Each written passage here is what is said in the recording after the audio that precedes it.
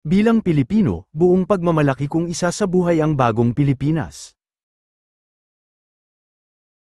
Buhay sa aking dugo ang lahing dakila, magiting at may dangal. Palaging dadalhin sa puso, isip at diwa ang aking pagmamahal sa kultura at bayang sinilangan. Kaysa ng bawat mamamayan, iaalay ko ang aking talino at kasanayan sa pagpapaunlad ng aking bayan. Taglay ang galing na naaayon sa mga pandaigdigang pamantayan. Magiging instrumento ako sa pagsulong ng kagalingan, karunungan at kapayapaan. Makikiisa at makikilahok ako sa mga adhikain ng pamahalaan.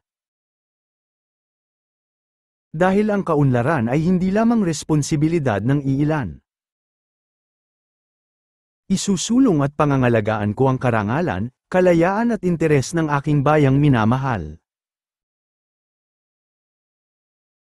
Bilang Pilipino na may pagmamahal, pakialam at malasakit, hindi makasarili kundi para sa mas nakararami. Tatahakin ko ang landas tungo sa isang bagong Pilipinas.